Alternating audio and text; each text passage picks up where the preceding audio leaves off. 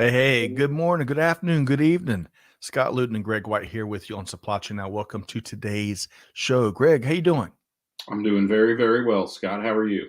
Wonderful, wonderful, wonderful. A great weekend. Lots of rain, much needed rain here in the Metro Atlanta area. How's your weather this morning? It's a little cold and cloudy, but it's still the beach, so it's great. Happy Well, Buzz Day to everyone.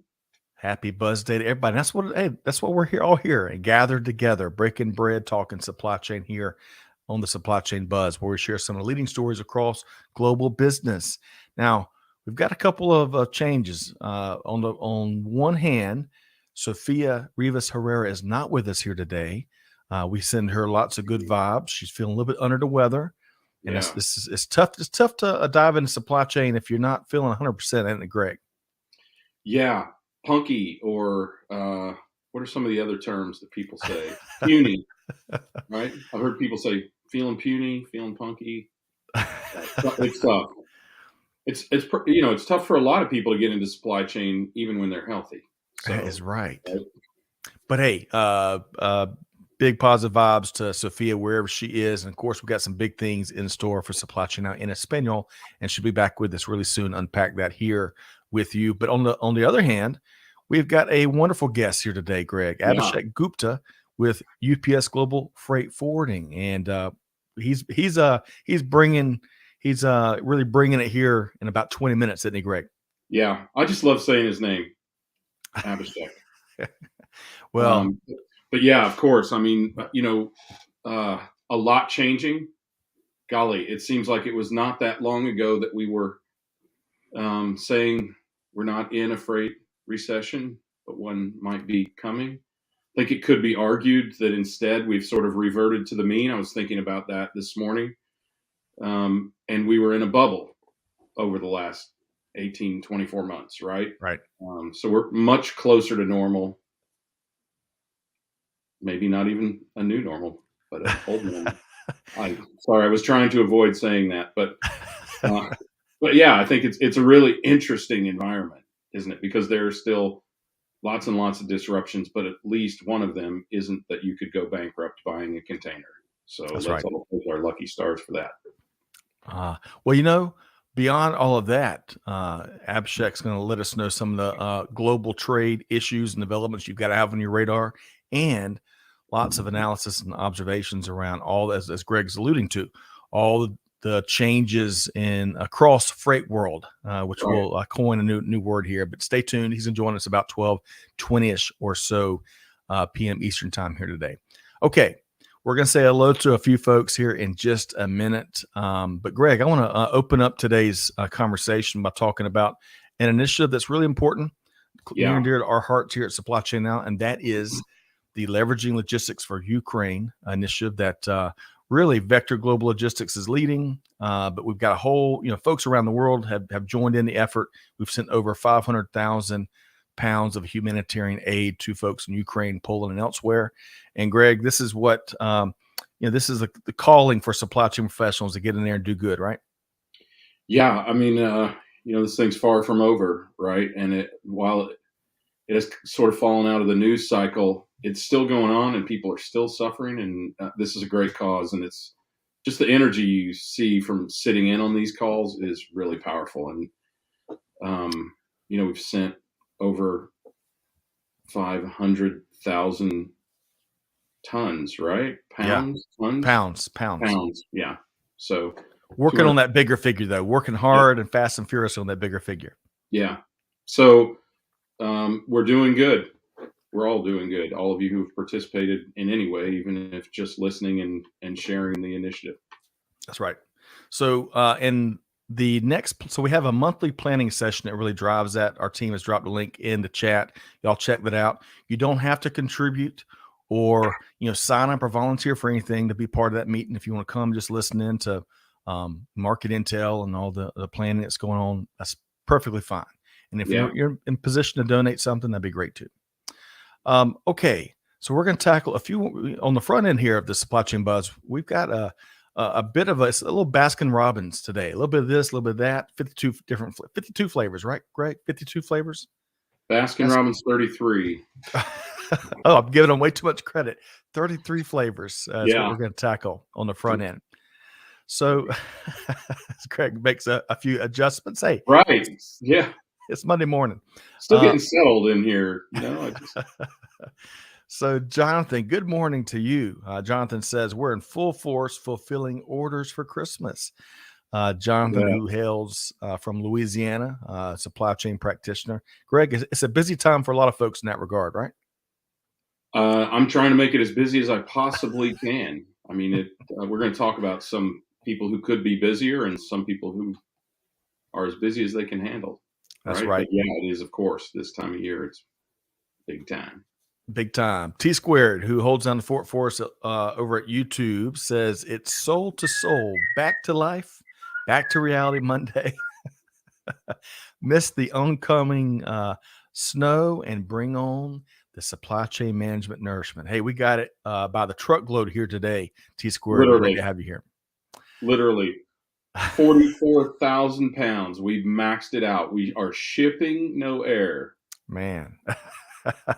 And Leah Luton from Aiken, South Carolina is with us here today. So hi, Mom. Hello, Mom. Love you.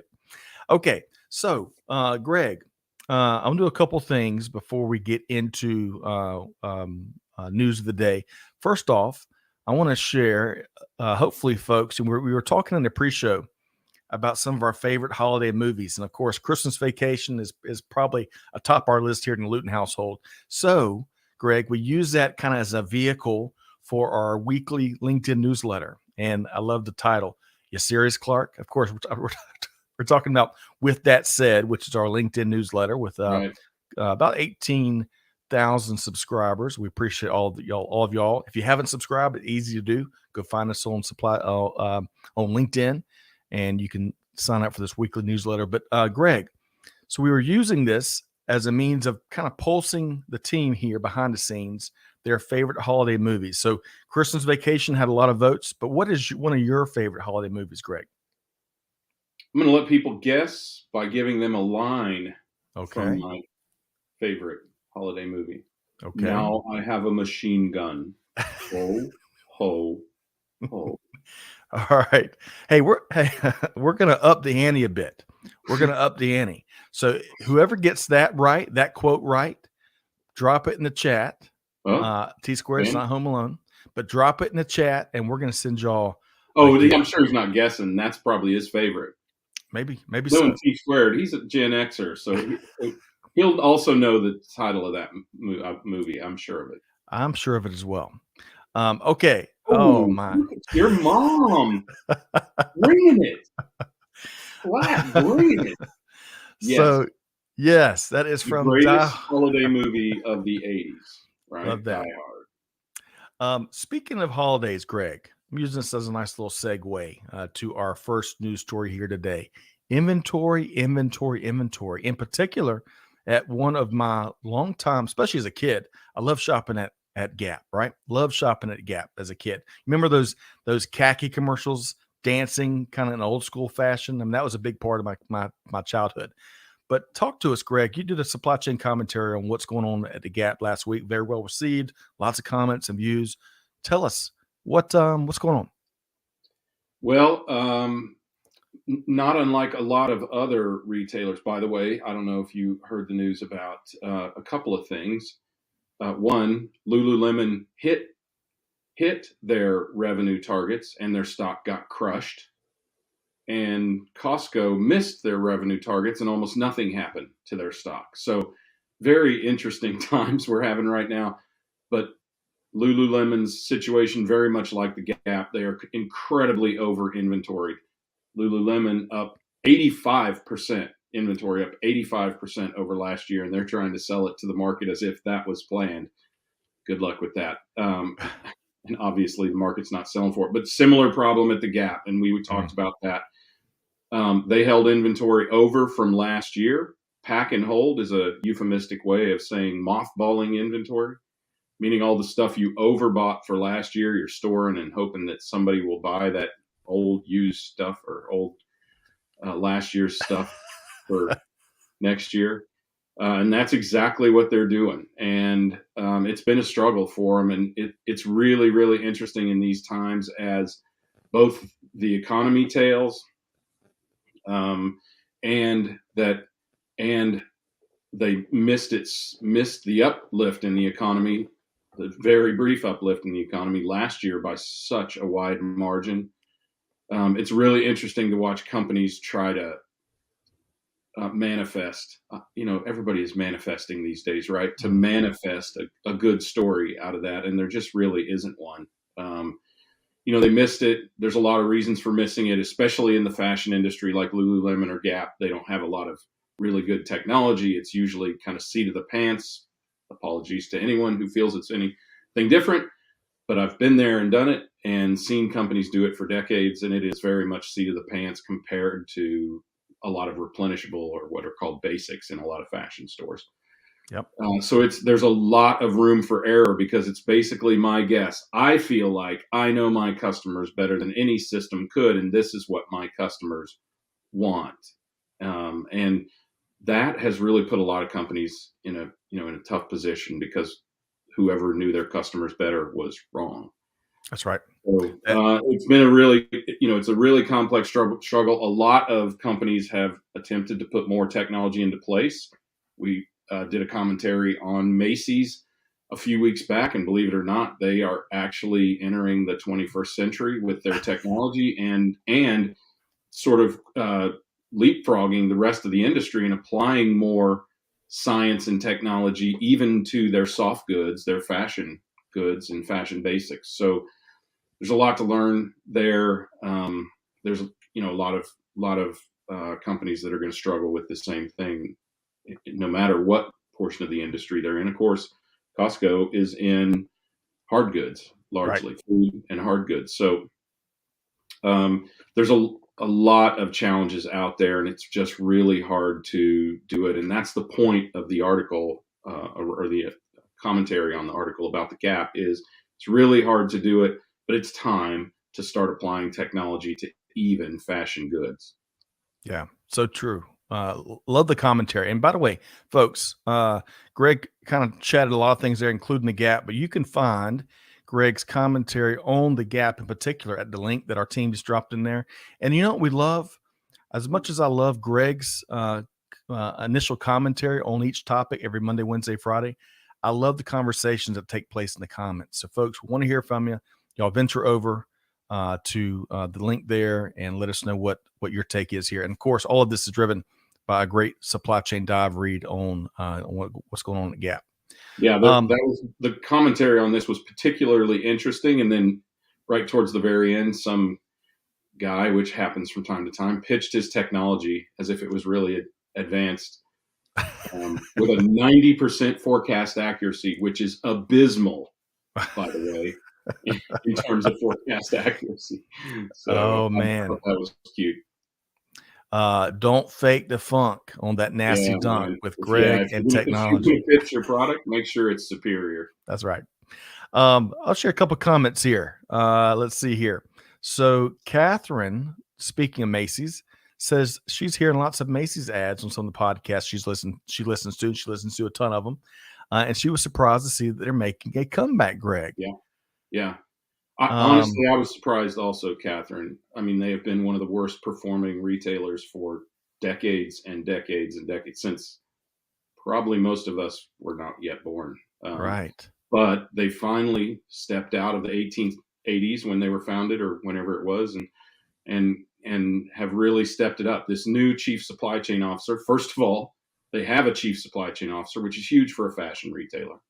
Two, that chief supply chain officer has a seat at the table and is at least actively supporting, if not even controlling, a lot of their strategies and execution around their supply chain, which is huge. That is a huge leap for a company like Macy's, and it's even bigger leap for Macy's in particular. I'm glad to see them doing the right thing.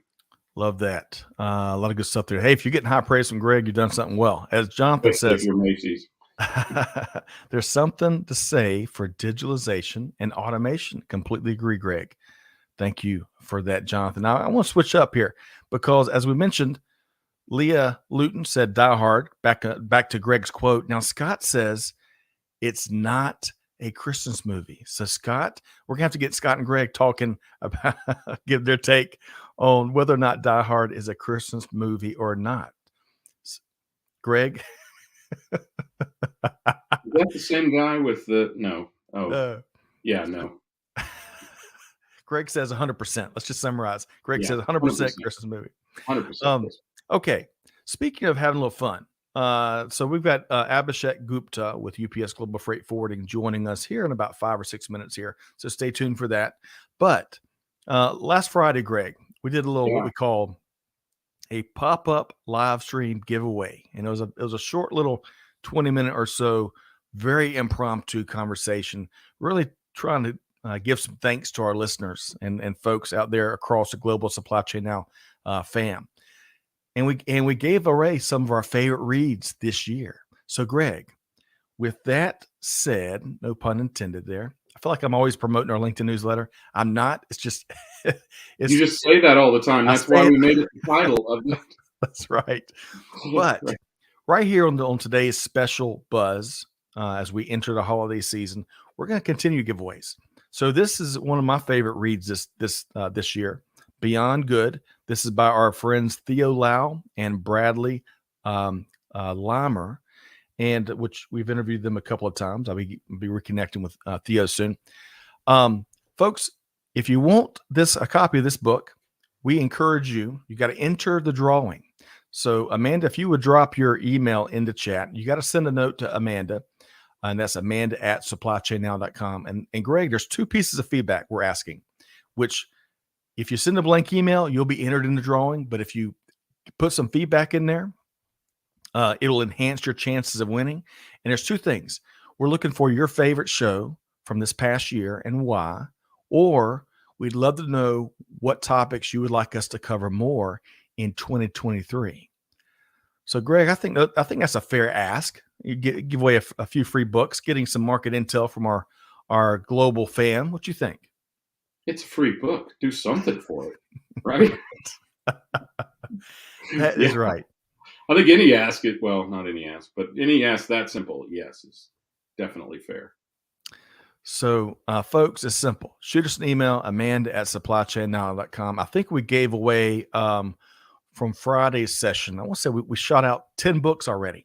And Greg, we're talking about like heavy hitting books. How many do we have?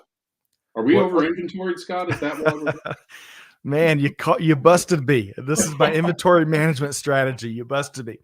No, it's really, we are so grateful for all the folks that plug in with us all year long, dropping the comments or giving us feedback on social or, via podcast or whatever. Yeah. And we are certainly filled to the brim with holiday spirit and want to find little ways to give them back. So important, right, Greg? Agreed. 100%. All right. So, we've got the address out there, amanda@supplychainnow.com. Let us know those 2 things, favorite show or topics you want to hear more about in 2023, and you'll be entered into the drawing. Okay. We're going to get some bonus time here today, Greg, with our guest. I'm really excited. I've really enjoyed the pre-show conversations with our guests. Are you ready? You buckled up and buckled up and locked in for this conversation with Abhishek? Hold on. Yes. Okay. I always got to double check. So we're about to move to ludicrous speed. Put your hands and arms inside the vehicle. All right. So with that said, and with no further ado, I want to welcome in our great guest here today, Abhishek Gupta, Director of Marketing for International Air Freight with UPS Global Freight Forwarding. Hey, Abhishek, how you doing? I'm doing great. Having fun with you guys so far. Yeah, it's fantastic day. Well, I have a question for you, Abhishek. Sure. Is Die Hard a holiday movie or not? Yeah, it is a holiday movie, just because you said so. Yeah. Thanks. Even if it's not, it's fun to say that it is. Absolutely. We're all about the fun here. Yep.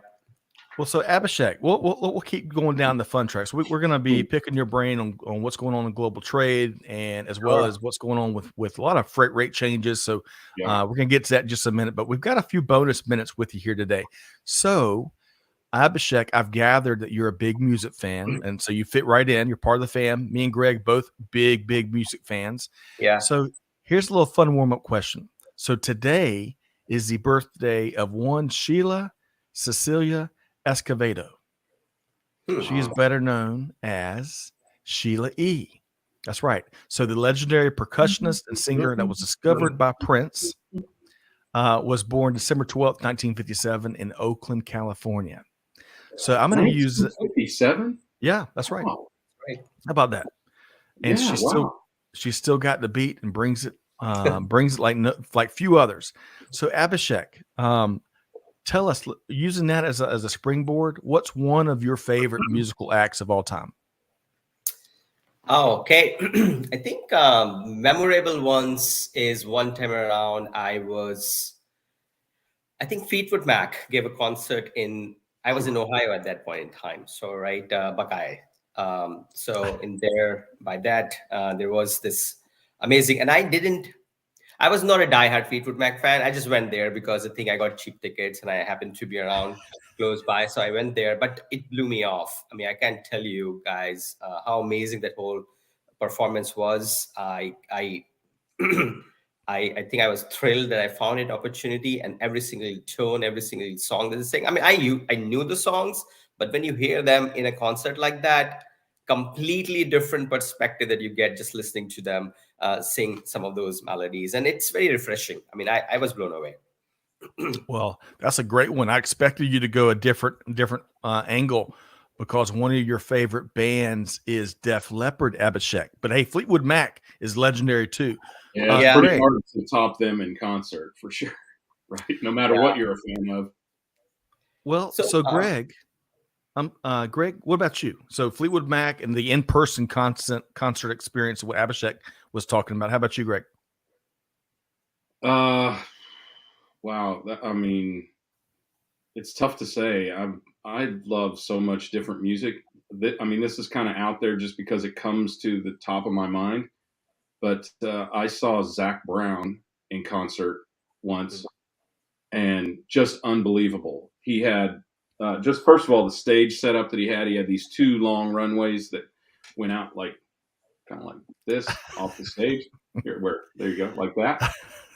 And two of his guitar players, one of whom was obviously a Stevie Ray Vaughan prodigy, and the other one who was a Guns N' Roses prodigy. I forgot their guitar player's name. That's embarrassing, isn't it? But they right in the middle of a song, they had a guitar duel, both of them with their incredibly varied styles and keeping it in tone with the song that they were playing. And I don't know if everybody knows Zach Brown, but he plays a lot of kind of honky calypso music and other types of just generally entertaining music. I wouldn't even call it country, though some of it is.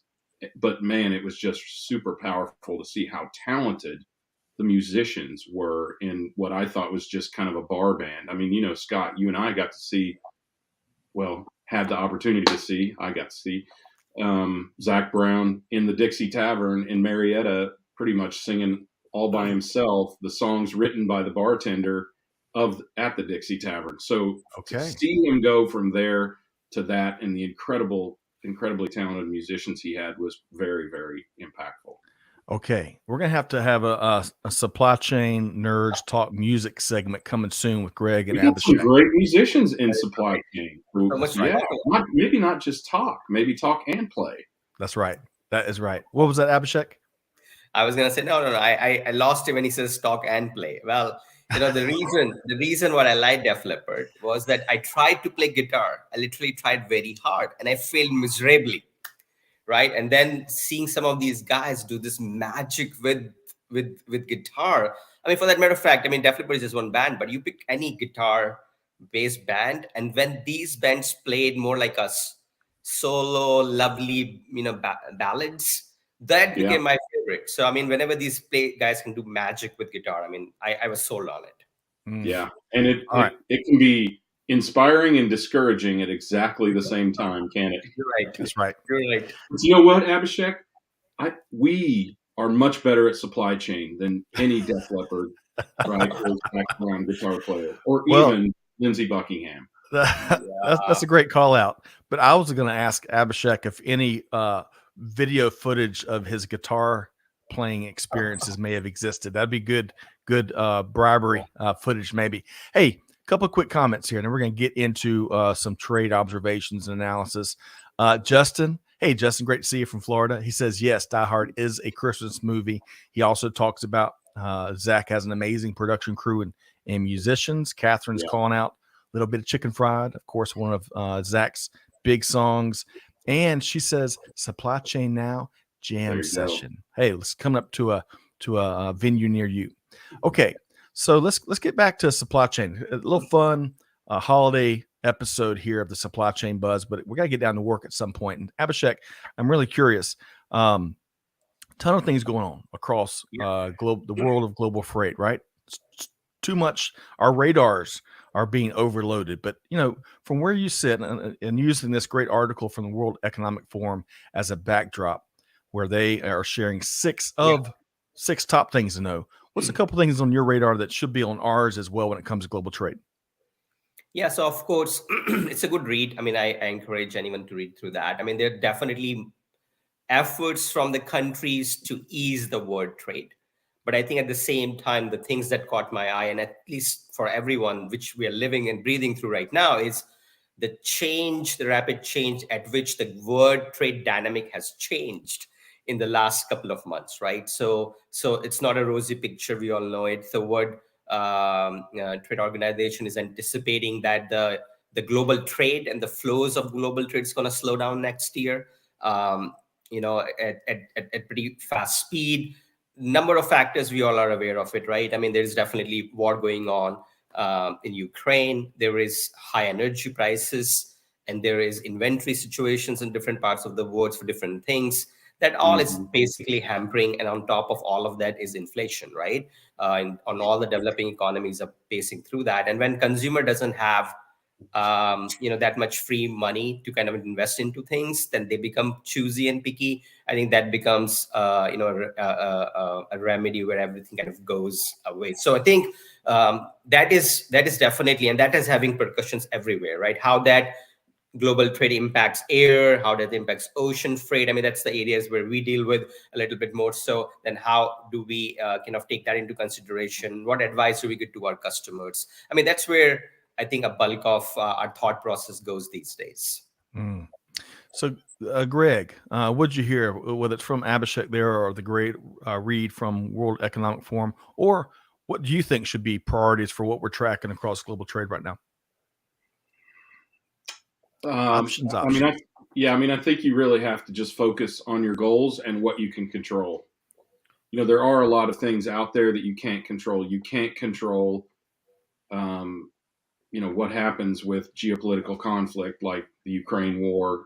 You can't control what China is going to do to try to manipulate the economies or supply chains of the world, but you can identify your exposure to those things and figure out how to reduce your level of fragility there. So, I think I've been having a lot of discussions over the last several weeks now. And, one of the things that I've discovered is it's better not to target a particular type of event or event. It's better to understand where your fragilities are and try to shore those up so that any event has lesser impact on them. Well said. Well said. It's kind of like we're in the middle of football season, right? And if you want to fool yourself, if you're an Atlanta Falcons fan, if you want to fool yourself that you're a Super Bowl champion this year, that's going to have disastrous consequences. So kind of having a little fun play on what Greg's saying, really being honest with your fragilities across your global supply chain and focusing there on how you can address and mitigate it, you're going to be much more successful. I'll give you Abhishek the last word. And folks, we dropped the link to this read in the chat. You're one click away, and give us your take on what the folks over at World Economic Forum are thinking. But Abhishek, your final word here. No, I mean, the final word is just it's good for anyone like purchasing managers or people to kind of be aware of it. As Greg said, right? You can't control everything. It's good to know what the general trend and the notion is so that you're better prepared. And, Yeah. it's on your top of mind. You can address, you can let your senior leadership know, things like that come in handy sometimes in conversations. That's right. And partner with pros, right, Greg? Yeah. Not amateurs. Unquestionably. Partner with what's that? I said unquestionably. I mean, there are people that specialize in certain tasks. We're talking to one of them, Abhishek, right? I mean, so many companies have tried to be generalist in so many categories these days, and that is one of the major fragilities that these companies have. And more of them are starting to engage third-party partners or even specialist divisions within their own company or technology or whatever. But again, if you recognize those fragilities, do we have or could we build the expertise here, or could we go somewhere else, even if it's only until we do build or could build the expertise here? Do we go to somebody else who has that expertise now? I mean, Scott, we're making these decisions within our own company every day, right? With Right. expertise we don't have. We're going, how fast do we need to get there? What's the risk if we don't get there fast, et cetera, et cetera? And we're making the decision, do we build it? Do we buy it? Or do we outsource it? Sort of thing, right? So I think every business goes through that in some level. Most people with much higher stakes, frankly, than we have at supply chain now. And that's who we're talking to right now, is all of you out there with those high stakes, right? That's right. Decision-making velocity is what comes to my mind. All right. So Abhishek, we're going to get into the freight market Yep. on a couple different ways. And I'm going to make a little editorial change. We got some bonus time with Abhishek Gupta. So let's take these next two articles. Let's just separate them. And with this next read here, we'll talk about freight rates, especially when it comes maybe to ocean carriers and what's going Yeah. on there. And then in a second, we'll get to air cargo. So here, CNBC is talking about a lot of things in this article, but including the ocean rates, how they've changed dramatically, of course, since about a year or so ago. Your thoughts here, Abhishek?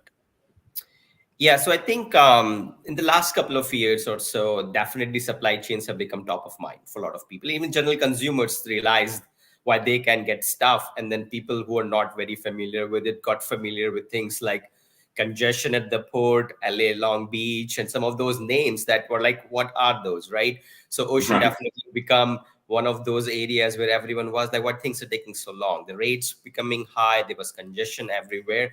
And there was generally an assumption that things will eventually, at some point in time, normalize. But the rate at which they normalize in the last 6 months or so, I would say, is being exceptional. No one anticipated or could have anticipated that the rates will so dramatically drop down. I mean, at one point in time last year, remember, I think November, December of last year, a container from China to US East West Coast was probably $18,000 to $20,000, right? Right. Nowadays, you can get that same container probably in less than $2,000, right? So that change was inevitable. It was going to happen because those rates were not sustainable. But in planning your things, no one could have anticipated that you will be that far off. And a number of factors did happen, right? I mean, we talked about global trade slowdown. The demand definitely was a part of it. If we have excess inventory, we don't know what consumer is going to buy going forward. That is going to stop some of that. And also congestion, right? I mean, we heard about it. The Yep. congestion was a big part of the reasons why things were taking longer. I mean, things were sitting at the ports way longer. There were ships waiting to berth, like hundreds of them sometimes. That all got removed. That all vanished in the last couple of weeks, which is a good thing. I mean, not a bad thing for consumer, but a good thing. But what that did was that now the supply and demand is pretty much in balance, probably more supply than demand, and then all of a sudden the rates are plummeting. It's good for consumer, but it's a nightmare for supply chain professionals because now all of a sudden things are upside down, right? For them, their plannings is completely different, but they have to pivot again. They pivoted before, they can pivot again. It's about having that information and working with good partners that let you pivot. Greg, I'd love to get your thoughts here on what Abhishek is sharing, or the ocean shipping freight market. Yeah, well, a couple things. One, I had to write it down. Awareness. So what has changed the most in supply chain is not disruption, right? That's the sensationalization that the press does. But what has changed is the awareness. Ships have gotten stuck in the Suez Canal before. We've had freezes where we didn't expect freezes, Texas, right? We've had equipment get out of balance, right, on the wrong side of the ocean or the wrong side of the country, or that sort of thing. That's happened before, not at this scale on that last point, but awareness is what has changed. We consumers, here I go again, since the great toilet paper shortage of 2020, now we know how supply chain works, and there's nowhere to hide. The other term that I love, Abhishek, exceptional normalization. I love the oxymoron of that and just how poignant and pointed that is. This has been an exceptional normalization. We were talking not that long ago that no, we are not, we let off with this. No, we are not in a freight recession. And we're probably not in a freight recession now. We were in a bubble before, and now we're back to normal. But exceptional normalization really goes to the rate of change and the level of change from $20,000-$30,000 containers to $2,000 containers or whatever they're going for around that now. And in such a short time. So what you made me think about, Abhishek, is one, we have to be very fleet of foot for these changes. I do think some of these disruptions will persist because as long as governments continue to intervene in this, be that by their bad actions like Russia or China, different bad actions, right? War or manipulation of supply chains and labor and economies, or by changes and shifts of the economy that cause consumers to change their behavior. The combination of those impacts and the unpredictability of those impacts is very, very disruptive. Well said. Abhishek, anything else before we move on to air cargo, which I know you're a big fan of the air cargo world, right?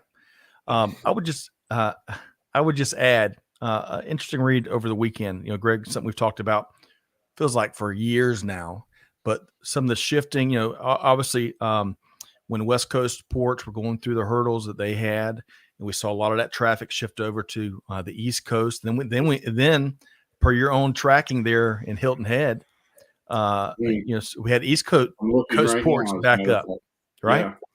Well, the Wall Street Journal interviewed a lot of the powers that be in the ports world, and they were one of the things they were analyzing, and something I read over the weekend is how much of that freight volume change is permanent. So, one West Coast port leader thinks about 10% of the volume shift won't come back. So they're going to have to work hard to make that happen. So we'll see. Say that again. Thinks how much won't come back? About 10% of the freight volume that went from west to east isn't coming back. How about that? That could be true. Yeah, I can tell you that the conditions on the East Coast right now might actually have an alternative impact to that statement, because right now even Charleston has a few ships backed up, and when I checked yesterday, there were 34 outside the port of Savannah. Wow. And it's still a pretty good. Let's see if we can get this to focus. There we go. Still a pretty good chunk. All those green squares, those are ships waiting outside the port of Savannah. Man. Abhishek, we just can't catch a break, can we? Just can't catch a break. Supply chain practitioners just they gotta... it is fascinating. I think it all started in Savannah with they had a lift or two break down. So I think they are still down some processing or some whatever you want to call it, processing equipment that keeps them behind. But and I think that companies, they have to make that shift of port relatively early, so they're sort of stuck there now. Yep. No, I mean that's the point that I want to add, is that people have to realize, other than the supply chain professionals, that it's not that easy to kind of change your supply chain. I mean, these are complex things. You just can't say, okay, tomorrow I want to fly into Savannah rather than then. Like that doesn't happen. That requires you to where the goods are gonna go, who's gonna pick them up from there, where they're gonna be warehoused, right? How they're gonna get to the end consumer. All of those are difficult. It takes time. It will eventually move. It will eventually normalize. But I think some of these changes take time. Yeah, that's for sure. Yeah. I don't want anybody to forget the term exceptional normalization, because that, I mean, seriously, that really does. I mean, that really does tell us where we are when we have to use words like that, right? Yeah, I mean, we were hoping that the carriers would be a little bit more disciplined. They are. Again, they are doing a lot of blank sailings to kind of manage the environment. But again, it's just a combination of factors that probably seem too much for even them to kind of come together and then let the rates drop 90%. So no fault of anyone's. It's just the way things work sometimes. That's right. Yeah. And nobody's going to be complaining about shipping companies' profits for the next couple of years. Yeah, I think they made plenty in the last couple of years. Yeah. And they paid. I mean, they lost plenty over many of the years before that. I think I think this is a time that people ought to be observing, and they ought to be understanding the dynamics of this industry, that it is very much a pendulum swing. It goes from incredible lack of profitability to just obscene profitability, and they have to get while the getting is good. That's right. All right. So folks, you can find a link to that last read there in the chat, and would welcome y'all's take on topics we're talking about. But as I segue into the air cargo world, I think I saw over the weekend or maybe late last week that, I think I've got this right, Greg and Abhishek, the last 747, the last one rolled off the production line, that legendary aircraft. That was, how about I didn't that? know they were still building them anyway. Yep. Yeah, I think it's been built for like 53 years, something like that. Yeah, that's right. The whale. So using that as a springboard, there's a great read here by our friends at Air Cargo News, where it speaks to IATA. I try to get these acronym pronunciations right, Abhishek and Greg. IATA is predicting a further drop in air cargo volume. So Abhishek, tell us more about one of your favorite worlds of air cargo here. Yeah, I think just being in the business, right? I think ocean, UPS as a supply chain, right? I mean, we definitely have the options of moving from ocean to air. But when both things are down, definitely makes the environment a little challenging, right? I won't say that's not. And air is definitely benefited last couple of years based on congestion of ocean also, and also the situation of demand in the US consumer perspective and everywhere post-COVID, and did great things. Don't take me wrong, during COVID, I mean, air was a blessing for a lot of people to move things for gloves and PPEs and then baby formulas. We shouldn't forget all of that stuff. But now we're in an environment where there is plenty of ocean, there is lack of demand. So similar to ocean, air is also coming under pressure. We're declining this year about 7-8%, give or take. And then on top of that, with the global trade decline, it's anticipated to move further down, right? So good. I mean, I think it would be a good news story from the consumer perspective, right, or the planning perspective, because definitely means that the rates are going to further trickle down. So somewhere we're paying a little bit more for fuel, maybe the less reduction in the transportation expense definitely could benefit some of the companies and consumers eventually. But from overall market perspective, yeah, I mean, it's definitely a sign that things are looking a little bit shaky in 2023. Yeah. Greg, your thoughts? Well, I mean, just the exceptional numbers that we're talking about are just shocking. They are, I mean, regardless of how long you've been doing that, and everything I've said about the fact that we've faced these disruptions before, it is no doubt that those are shocking volume changes, and they are a shock to the system. And I was thinking, Abhishek, while you were talking about this time last year, we were talking about iRobot and Peloton using air freight to get the goods here. iRobot didn't make it for Christmas, so we're buying year-old Roombas this year from them. And Peloton did it to such an extent that they nearly bankrupted the company. Actually, did they bankrupt the company? Nonetheless, they definitely seriously negatively impacted the fiscal good of the company, right? So bad things happened. bad things happened, right? They almost broke themselves, right? So, Yeah. but I think about how delicate this is, and in this environment, again, how you have to acknowledge and try to preempt those fragilities, knowing that the carry-on effect of what has mostly been prompted by government intervention will continue. Yeah. I mean, that's what's made this exceptional reversion to the mean so exceptional is things that you can't control, and honestly, even the governments that are intervening can't control. So you have to be aware of not what it is again, but how big of an impact could a disruption like this have, and how do we minimize the impact of it, and how do we not over respond to it? My goodness.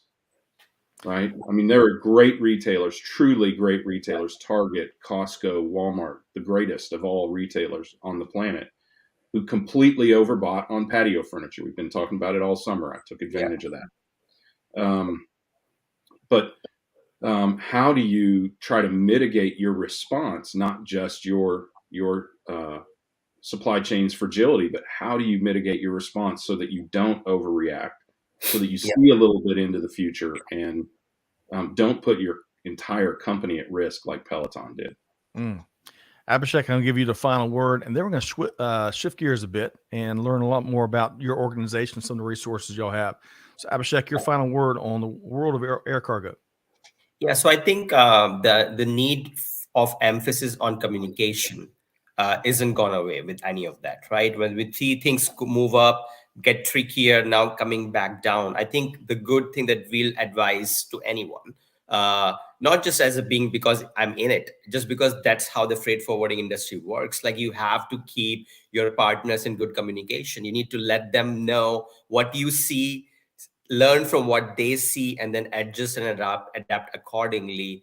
I think these changes are manageable. Working with a good partner, we can manage some of these things, but as long as the communication is clear, right, from your side to your different partners, we can actually manage some of these changes. We just need to be aware of what those are. Make plan. If you were making plan A and you probably made plan B and C before, keep working down that track. You need probably more plans so that you can revert and pivot. And I think a lot of supply chain professionals have learned quite a bit in the last couple of years to be agile, to be nimble, to be able to kind of make quick changes, quick moves, and working with similar companies and partners who can do the same. So I think that emphasis on communication and agility is still required moving forward in 2023.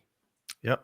And the phrase you use, working with a good partner, That's maybe one of our themes for today's buzz. Yeah. So Abhishek, tell us, for the three people out there that may be unaware, in a nutshell, what do you and the team at UPS Global Freight Forwarding do? Yeah, so I think a lot of people in the US know UPS very, very well, but I think UPS is still a very global enterprise, right? When our CEO says that we're moving the word forward by delivering what matters, you can't just move the word forward by delivering just one part of things, right? So we have very comprehensive offering through global freight forwarding from end to end in today's scenarios. Like, I mean, you want air, ocean, ground transportation, brokerage, cleared, manage your supplier, manage your destination cargo. UPS can do all in all part of it with good visibility and tracking. So again, as I mentioned, that we have been in this business for a long time.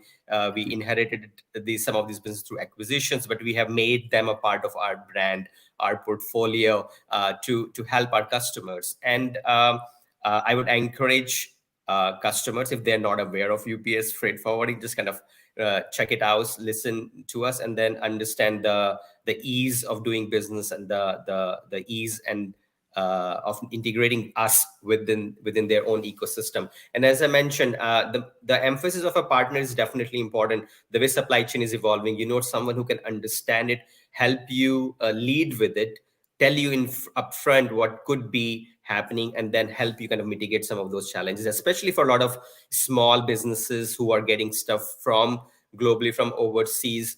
they don't want to get shocked by too much, or they're bankrupt, right? I mean, they want to have a partner who can alert them, talk to them about some of these challenges and things. So we have done quite a bit of work last couple of years during COVID to be more informational, to be more predictive about what we see happening in the marketplace, to help our customers who may want to be not that aware about some of these things. So definitely a good brand. I mean, we've been in business since 1907, right?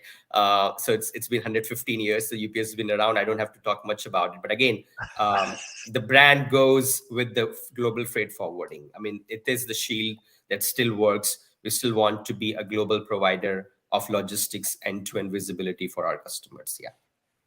All right, Greg, your quick comments on what the team do over there at UPS Global Freight Forwarding. Well, one thing that Abhishek said that just jumps out at me is the whole collaboration and sharing notion, right? I mean, and we use the term transparency in supply chain a lot. I think what we really ought to use is truth. Be truthful, even when it hurts. Be honest with your trading partners, especially those that you're paying to be on your side, because everything they know can save you whenever the chips are down, right? I know that there's this tendency. I mean, I've seen it for decades and decades. I'm not going to say a third decade because we're only confessing to two, right? I've seen it for more than 2 decades. I'm willing to confess that. Where companies don't share because they don't want to be perceived as disadvantaged or incompetent. But I mean, let's face it, there's a lot of opportunity to be less than optimal because the tools have been outdated. A lot of the methodologies in supply chain are outdated. It's not entirely your fault, but it is entirely in your hands to fix it. That's right. And if you are open with the trading partners that you engage with, it's an incredibly freeing experience. Because Abhishek doesn't care if you screwed it up before. He can't fire you. He can only help you from getting fired in the future when something goes bad in the future. So that, first of all, that notion of transparency and truth, I think is really, really important. And the other is, can you really afford in these times that are so volatile? We've talked about so much volatility today. Can you really afford to learn to do it yourself right now? Like I said, even if your plan is to bring it in-house later, don't do that right now. These are some of the toughest times that we have ever been in from a supply chain standpoint. Get a pro, engage them, have them help you, rip off their ideas a little bit. I mean, some of what Abhishek does, I mean, it's not secret, right? It's not secret. It's just really hard. And there are a lot of things that you have to consider. Truthfully, I think most companies, especially a lot of the more modern companies, they are never going to build a supply chain. I think at some point in the future, I'm going to make a bold statement. Supply chains will be completely outsourced, right? Especially the very operational and technical aspects of it that we're talking about here, air freight predominantly, but all kinds of freight, because it is so complex, and because what I've seen of brands and retailers is they are very good at retailing and they are very good at branding, but they're not very good at supply chain. And most of them don't want to be. So if you can find somebody who can do it better, do it. And with less friction. I think, Abhishek, that's one thing I heard as you were describing. Supply chain is hard. Work with folks that make it easier, right? Even incrementally. All right. So you brought some resources here, Abhishek. We want to share this with folks. That's one of the things I really admire as much as we've rubbed elbows with members of you and the UPS organization throughout 2022. Man, all the information y'all put out there, which is so valuable, whether you're working with UPS or not. So, folks, you can sign up here for the UPS Supply Chain News and Insights page, resources, events, you name it. And then also, if you don't want to visit that site regularly, which you may not, you can sign up for weekly emails from the UPS team. So all, again, making it easier and to not only do supply chain better and more successfully, but making life a little bit easier too, Abhishek, right? That is absolutely correct. I mean, we know that we don't have all the time in the world to kind of dig through all the information. And information, I mean, it's typically very valuable, right? So if you really high level want to know before making a quick decision about what's going in the world, you can go to that page, refreshen it up, and then say, hey, okay, I definitely don't want to find a partner there yet because the things are not that right, but I may want to find a partner there or grow there. So I think these kind of observations and quick insights from UPS help a lot of customers kind of deal with these changes pretty quickly. Yeah. Agreed. Okay. So here's the $1 billion question, Abhishek. How can folks connect with you and the organization beyond the resources you shared? How can folks connect with you? Yeah, so there's definitely, as you mentioned on the web page, there's a connection. There are different ways of connecting to UPS. I also am available on LinkedIn. I mean, I definitely would love to hear from people who are having some challenges with the supply chain. There's a big, vast network of sales professionals to help. I think that the option is out there. I think depending on the situation the customer is in, they can pick one of these options. There's a lot of help and resources on UPS websites too. So hopefully, if we have done a good job, you can find some answers just by going there. If you want to learn more, want to connect to us, there are options over there. If you really are not finding what you need over there, you can definitely connect through me on LinkedIn. Absolutely. Wonderful.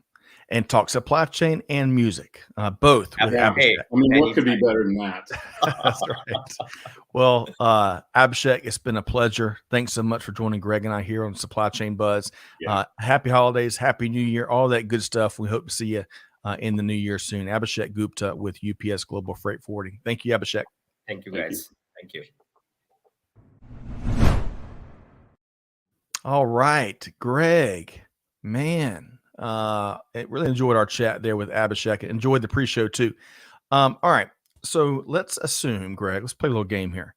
Let's assume folks maybe they have a attention span like I do, right? 7 seconds like a goldfish, and they forget everything else from the last hour.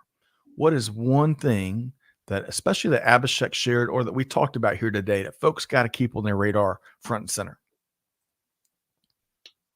In this day and age, you absolutely, positively cannot do it alone. Absolutely cannot. First of all, your supply chain isn't a chain; it's more of an ecosystem, right? So that creates complexity. It doesn't go like this; it goes like this, right? I think Greg Studer said there are companies that are worried about losing proprietary information, right? And I totally agree. I use that as both a legitimate reason as a retailer and as a red herring. Loss of proprietary information. Don't do business with people you don't trust. Which is probably not a bad policy in any rate. But you have to share. You have to share your information. You can, of course, do so. You can do so, on a need-to-know basis. And of course, you want to do your diligence on whoever you're sharing with. But you have to share, and you are sharing today. Frankly, in some cases, and in a lot of cases, probably with people who are less trustworthy than you might find out there today. So, that's right. But look, the most important thing from all of that is to recognize you can't do it alone. You are not only inside your four walls. There are things outside your four walls that impact you. So acknowledge that, plan for that, provision for failure in that, and enable yourself for success with that. And I think, there are so many of these opportunities to find really strong, legitimate partners like Abhishek and his group at UPS to help you accelerate, right, in a trustworthy way. I mean, I think we can all be pretty sure that if you sign a contract with UPS, they're going to adhere to it, right? But I think that you just have to protect yourself by opening yourself up more. That's right. Trying to keep everything inside and do it yourself. I mean, we've watched thousands of companies disappear by doing that, right? Some of them during and after the pandemic. So yeah, recognize that supply chain is way too complex to go it alone. Yep. Well said there. And folks, hey, not very well said, but I think the point is good. It was kind of meandered a little bit there, but hey, December is for meandering. If you don't know, December is for meandering. Hey, folks, information though, everybody's on the hunt for good information, actionable information. protect that decision-making velocity when you're making good decisions fast. That's what we're all after, right? But hey, check out UPS Supply Chain News and Insights, that page there. Lots of events, white papers, blogs, networking opportunities, and a lot more. Okay, folks, thank you for being here for the Supply Chain Buzz as we start to wind down the year. Greg, hard to believe it's December 12th, 2022, but we've got a lot of, we should make Vicky really happy out there, member of our Supply Chain Now family. I got to say this in her honor. Greg, we got a lot of good stuff coming. Big new year coming up. There you go. So folks, stay tuned. Greg, always a pleasure to knock out these conversations with you. Yeah, likewise. Thank you. I appreciate it. And this was particularly good. I love the spirit. Completely agree. Folks, thanks for showing up in the comments. Thanks for bringing that to bear. Thanks to our production team for helping us make production happen here every single day. But whatever you do, folks, act on this information. Deeds, not words. With that said, Scott Luton challenging you to do good, to give forward, and to be the change that's needed. We'll see you next time right back here at Supply Chain Now. Thanks, everybody.